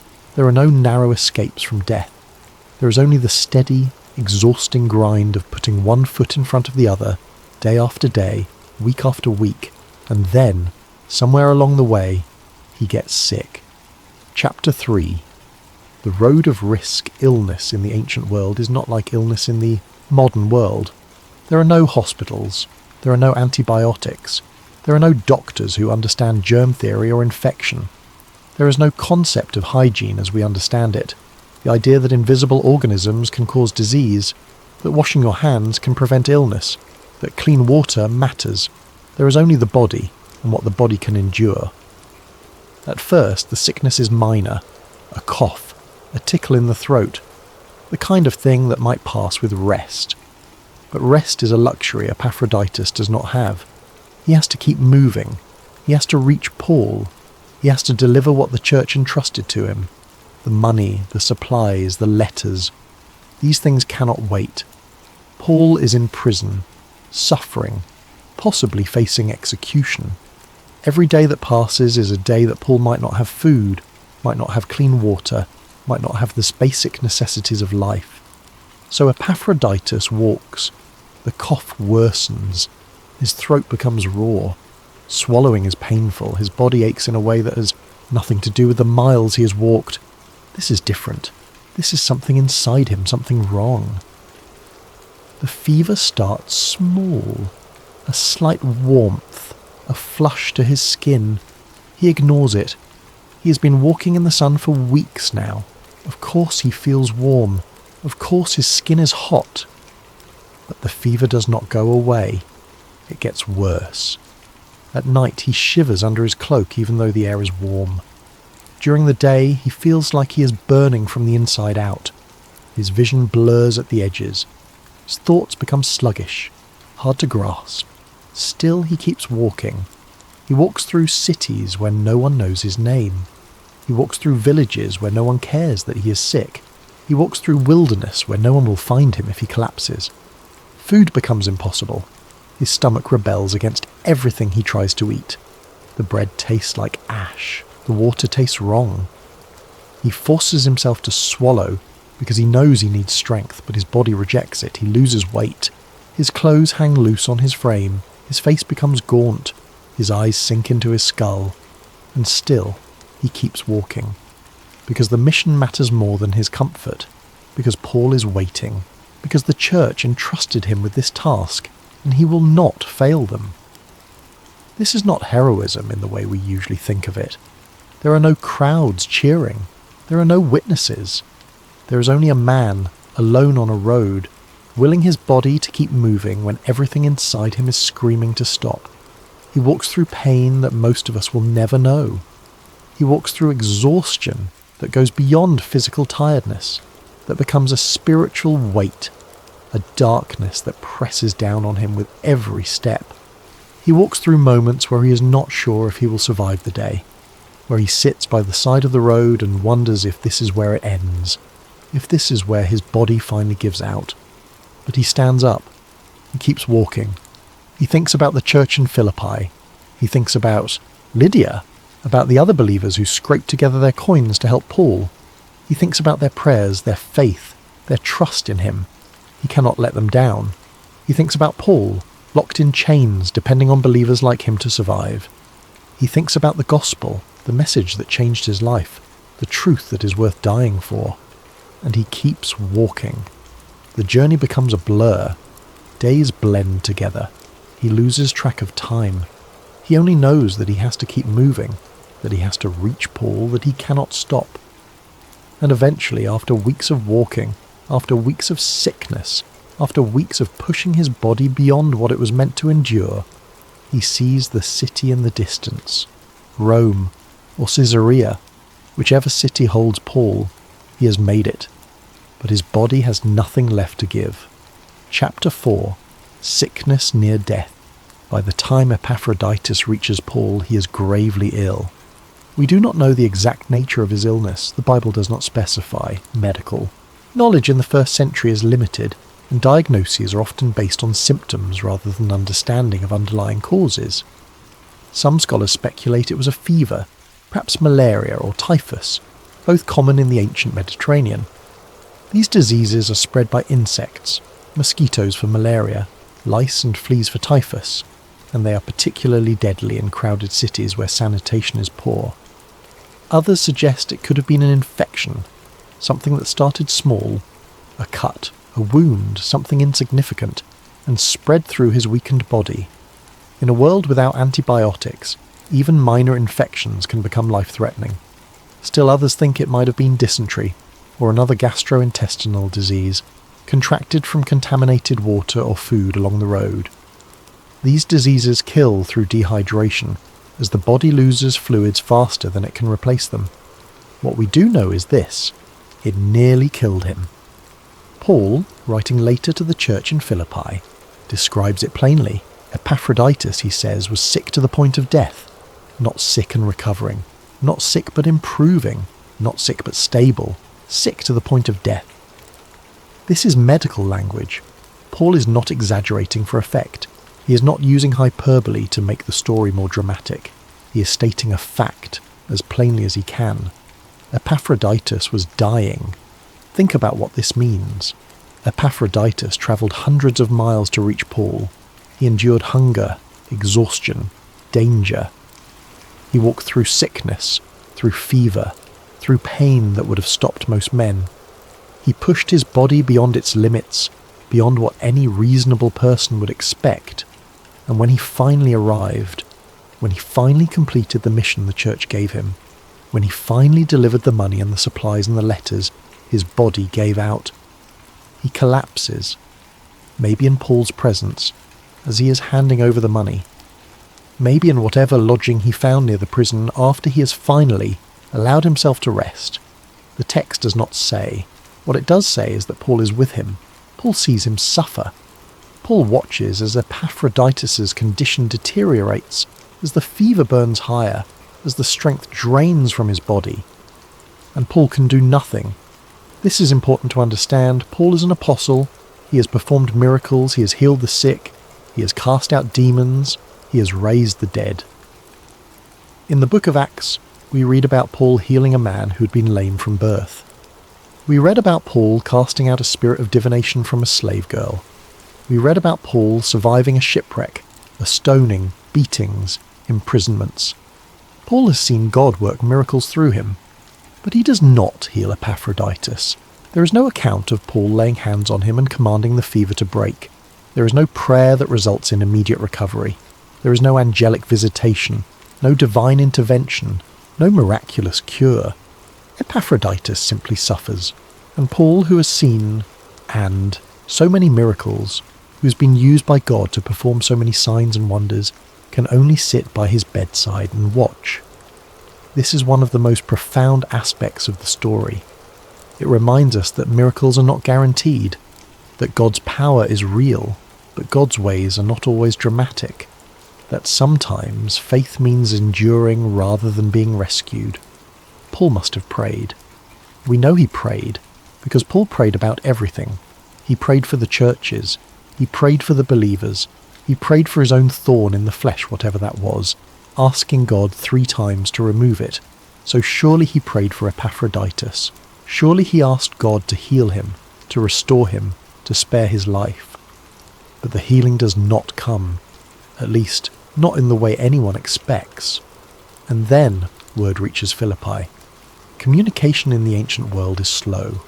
A letter takes weeks, sometimes months, to travel from one city to another. It has to be carried by hand by someone willing to make the journey, by someone travelling in the right direction. But somehow, news of Epaphroditus' illness makes it back to Philippi. Someone, perhaps another traveller, perhaps a merchant who knows the church, perhaps a Christian from another city who is passing through, carries the message. Epaphroditus is sick. Epaphroditus is dying. The church is devastated. They sent him. They prayed for him. They laid hands on him and commissioned him. They trusted God to protect him. They believed that his mission was important, that God would keep him safe, that he would return to them whole and healthy. And now he is dying far from home in a foreign city, surrounded by strangers. The guilt must be overwhelming. Did they do the right thing, sending him? Should they have sent someone else, someone stronger, someone less likely to get sick? Should they have waited, saved more money, sent 2 people instead of 1 so that no one would be alone? These are the questions that haunt them, that keep them up at night, that make them pray even more desperately for Epaphroditus' recovery. But here is where the story reveals something remarkable about Epaphroditus' character. When he learns that the church has heard about his condition, when he learns that they know he is dying, his primary concern is not for himself, it is for them. Paul writes that Epaphroditus was distressed because the church heard he was ill. Think about that for a moment. Read it again, slowly. Let it sink in. A man is dying. He is far from home. He is alone in a foreign city, or as alone as he can be while Paul is with him. His body is failing. He is in pain. He is weak. He can barely stand. He can barely think clearly through the fever. And his worry is not, will I survive? His worry is not, what will happen to me? His worry is, the church is going to be upset. The church is going to feel guilty. The church is going to blame themselves. The church is going to worry. He is distressed not because he is dying, but because they know he is dying. This is not the mindset of someone seeking glory. This is not the mindset of someone who expects to be remembered as a hero. This is not the mindset of someone who thinks his sacrifice makes him special. This is the mindset of a servant who cares more about others than about himself, a servant who worries about the emotional well-being of the people who sent him, even as his own life hangs in the balance, a servant who would rather suffer in silence than cause pain to those he loves. This is extraordinary. This is the kind of selflessness that the world does not understand, the kind of love that puts others before self, even, especially, at the point of death. And then, without explanation, without drama, without a single miraculous detail recorded, Epaphroditus survives. Chapter 5. Mercy without explanation. The Bible does not describe a healing. There is no moment where Paul lays hands on Epaphroditus and commands the fever to break. There is no angel appearing in the night, whispering comfort or delivering a message from God. There is no voice from heaven declaring, "This man shall live." There is no dramatic scene where Epaphroditus suddenly sits up, his strength restored, his body made whole by the power of God. Paul simply says, God had mercy on him. That is all, mercy, not a miracle, not a reward, not a sign of special favour, not a healing that proves God's power or validates Epaphroditus' faith. Mercy. The language is deliberate. Paul, who is a careful writer, who chooses his words with precision, does not say, God healed him because he was faithful. He does not say, God intervened because Epaphroditus deserved it. He does not say, God honoured his sacrifice with a dramatic rescue that everyone would talk about. He says God had mercy on him. Mercy is what you give when there is no obligation. Mercy is unearned. Mercy is grace extended to someone who has no claim on it. In the biblical framework, mercy is always a gift. It is never something you can demand. It is never something you can earn through good works or faithful service. Epaphroditus lived not because he earned survival, but because God chose to spare him. And Paul adds something else, something deeply human and deeply revealing. He says that God had mercy not only on Epaphroditus, but on himself as well, so that he would not have sorrow upon sorrow. This is a window into Paul's humanity. We often think of Paul as this towering figure, this theological giant, this man who wrote half the New Testament and planted churches across the Roman Empire. We think of him as almost superhuman, as someone whose faith was so strong that nothing could shake him. But here, Paul reveals his vulnerability. He is in chains. He is suffering. He is facing an uncertain future. He does not know if he will be released or executed. He does not know if he will ever see the churches he planted again. He does not know if his ministry is coming to an end. And in the middle of all this, Epaphroditus arrives, a brother, a friend, a messenger from a church Paul loves deeply, bringing money and supplies and encouragement, and then nearly dies. The thought of losing him, the thought of Epaphroditus dying after coming all this way, after sacrificing so much, after serving so faithfully, is almost too much for Paul to bear.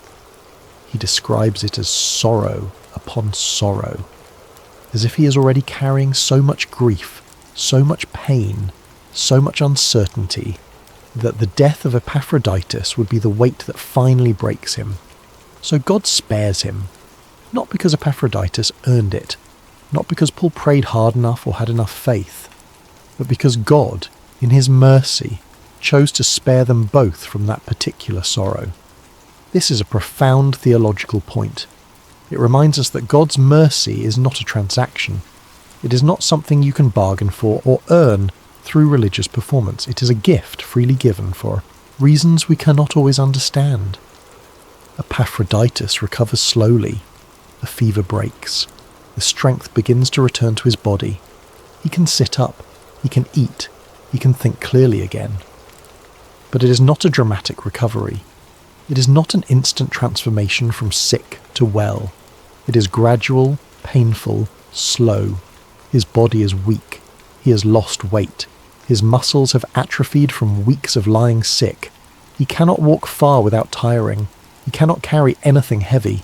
But he is alive, and eventually he is strong enough to travel. Paul makes a decision. Epaphroditus needs to go home. He needs to return to Philippi, to the church that sent him, to the people who have been praying for him, to the community that loves him. Paul writes a letter. It is addressed to the church in Philippi. It is full of encouragement, instruction, theology. It contains some of the most beautiful passages in all of Scripture.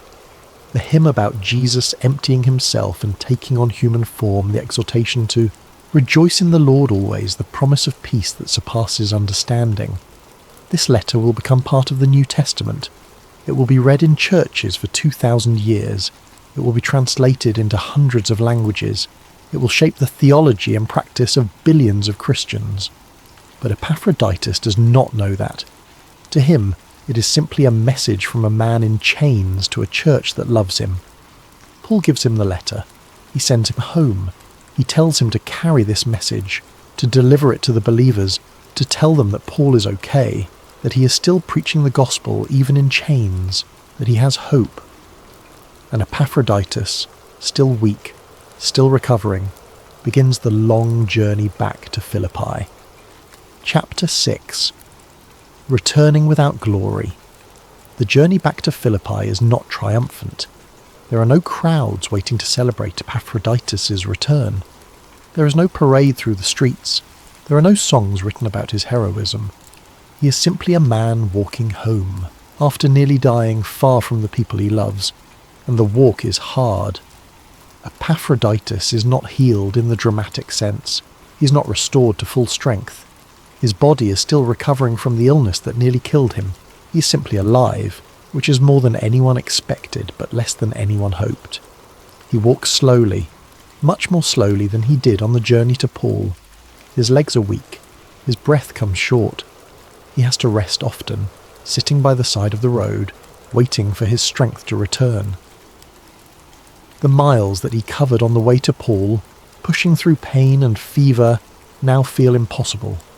What once took him a day now takes 2 days, sometimes 3. But he keeps going. He carries Paul's letter carefully. It is precious. It is personal. It contains words that the church needs to hear, words that will encourage them, strengthen them, remind them of what they believe and why they believe it. The letter is not long, a few pages maybe, written on papyrus or parchment, but it is heavy with meaning. It represents Paul's love for the church, his concern for them, his desire to stay connected even though he is locked in chains hundreds of miles away. Epaphroditus guards it with his life. He sleeps with it hidden in his clothes. He checks it constantly to make sure it is still there, still intact, still readable. The walk back takes longer than the walk there, but eventually, after weeks on the road, after weeks of slow, painful progress, Epaphroditus sees the walls of Philippi in the distance. Home. The word has never meant more. He walks through the gates of the city. He makes his way through the familiar streets. He finds the house where the church meets. The church is waiting. They have been praying. They have been worried. They have been imagining the worst. They have been living with the guilt of sending him, the fear that he might not come back, the uncertainty of not knowing whether he is alive or dead. And then he appears. He's thin. He's pale. He walks slowly. carefully like a man who is still learning to trust his body again. But he is alive. The church surrounds him. They embrace him. They weep. They thank God for bringing him home. And Epaphroditus gives them the letter. This is the moment Paul has been preparing them for. In the letter, he has written specific instructions about how the church should receive Epaphroditus, about how they should treat him, about what his service means. Receive him in the Lord with all joy, Paul writes, and honour such people because he nearly died for the work of Christ, risking his life to complete what was lacking in your service to me. This is not a command to throw a parade. This is not a call to build a monument or write songs about him. This is a simple, profound recognition. What Epaphroditus did was valuable, even though it was not spectacular. He did not preach to thousands. He did not write scripture. He did not perform miracles. He carried his message. He delivered aid. He nearly died doing it. And Paul says, honour him. Chapter 7. The lesson for the church. Paul's instructions to the Philippians are specific and deliberate. He tells them to receive Epaphroditus in the Lord with all joy, not with pity, not with guilt, not with awkwardness or uncertainty about how to respond to someone who suffered so much on their behalf. With joy, because he is alive, because he is home, because his mission was successful, because God was merciful. Paul tells them to honour such people, not just Epaphroditus, but people like him, people who serve quietly, people who risk everything without seeking recognition, people who nearly die in obscurity for the sake of the gospel. And he tells them why, because he nearly died for the work of Christ, risking his life to complete what was lacking in your service to me. This last phrase is interesting. What was lacking in your service to me? Paul is not criticising the church. He is not saying they failed or that their love was inadequate. He is simply acknowledging a practical reality. They wanted to serve Paul, to help him, to support him in prison, but they could not do it themselves. They were in Philippi. He was in Rome or Caesarea. The distance made it impossible, so Epaphroditus went on their behalf. He completed what they could not complete. He carried what they could not carry. He risked what they could not risk. And Paul says, honour him for it. There is a theology embedded in this command, and it is a theology that the church desperately needed to hear, not just in the first century, but in every century since. In the early church, there was a temptation, one that still exists today, to value only the visible, the dramatic, the miraculous, to think that the apostles mattered more than the believers who supported them, to think that the preachers were more important than the people who made sure they had food, to think that the missionaries were the real heroes, while the people who sent them were just background noise. Paul pushes back against this with everything he has. He insists that faithfulness, not success, is what God values. He insists that service does not require recognition to be meaningful. He insists that the church honour the people who do the unglamorous, costly work of keeping the body of Christ alive. Epaphroditus will not be remembered the way Paul is remembered. His name will appear only a handful of times in Scripture. Most Christians today could not tell you a single thing about him beyond the fact that he nearly died and recovered. But Paul says, honour him anyway, because God does not measure significance the way we do. The world measures significance by results, by numbers, by impact, by how many people know your name, by how many lives you changed, by whether you achieve something that will outlast you. God measures significance by faithfulness. Did you do what you were called to do? Did you love the people God put in front of you? Did you serve even when it was hard? Did you keep going even when no one was watching? Epaphroditus did. He was asked to carry a message. He carried it. He was asked to deliver aid. He delivered it. He nearly died in the process. And when he recovered, he went home and life went on.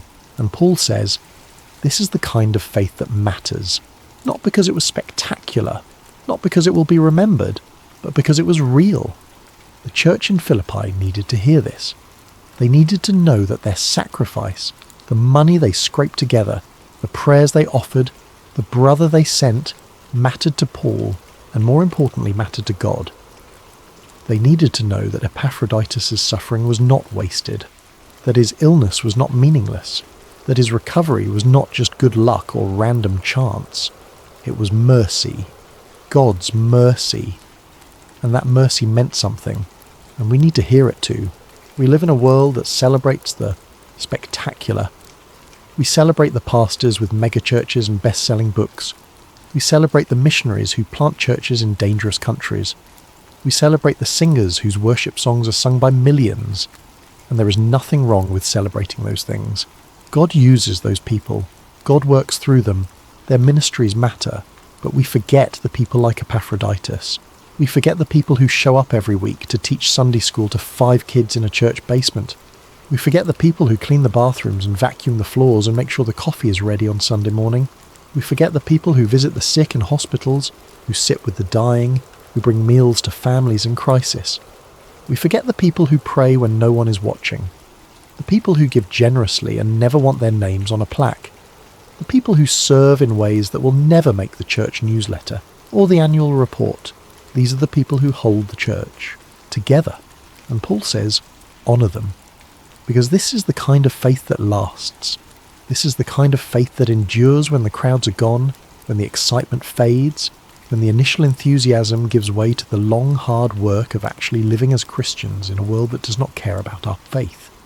This is the kind of faith that gets sick and does not complain, the kind of faith that worries more about others than about itself, the kind of faith that nearly dies and still finishes the task. God sees this kind of faith, even when history does not, even when the church does not, even when the person themselves does not realize how much their service matters. Epilogue. The faith that endures quietly.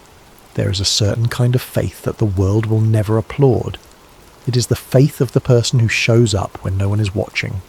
The faith of the person who serves without expecting recognition. The faith of the person who carries the burden because someone has to, and no one else is willing. Epaphroditus had that faith. He was not a hero in the way we usually define heroes. He did not slay giants. He did not lead armies into battle. He did not write books or deliver sermons that changed the course of history. He walked until his body gave out. He delivered a message. He survived by mercy, not by merit. And Paul said, honour him. Because this is the kind of faith that holds the church together. Not the faith that performs miracles in front of crowds, but the faith that quietly, stubbornly keeps going when no one is looking. This is the faith that gets sick and does not complain. The faith that worries more about others than about itself. The faith that nearly dies and still finishes the task. God sees this kind of faith, even when history does not, even when the church does not, even when the person themselves does not realize how much their service matters. Epaphroditus returned to Philippi. He recovered from his illness. He presumably went back to whatever life he had before, his work, his family, his daily routines. He faded from history. His name appears in Scripture only because Paul insisted that the church honour him. We do not know what happened to him after this. We do not know if he continued to serve the church in Philippi. We do not know if he ever took another dangerous journey. We do not know when he died or how he died. All we know is that for one brief moment, his faithfulness was recorded, his service was acknowledged, his sacrifice was honoured, and that is enough. Because somewhere in the quiet corners of eternity, his walk matters, his suffering matters, his faithfulness matters. Not because it was spectacular, but because it was real. In a world that measures worth by fame, by influence, by how many people know your name, Epaphroditus is a reminder that God measures worth differently. He measures it by love, by service, by faithfulness, by the willingness to walk a road that no one else will walk, to carry a burden that no one else will carry, to serve in a way that no one else will see. This is the faith that endures quietly. This is the faith that changes the world, one small act of obedience at a time. This is the faith that God honours, even when the world forgets. Epaphroditus walked his road. He carried his message. He nearly died. He lived. And Paul said, honour him, not for the miracle, but for the mercy, not for the fame, but for the faithfulness. May we all have the courage to walk the roads that Epaphroditus walked, the roads that no one applauds, the roads that nearly kill us, the roads that matter to God even when they do not matter to anyone else. May we honour the people in our lives who serve quietly, who love without recognition, who carry burdens we will never see. And may we remember that in the economy of heaven, the greatest faith is often the faith that no one notices, the faith that simply shows up day after day and after day, does what needs to be done because God sees, and in the end, that is all that matters.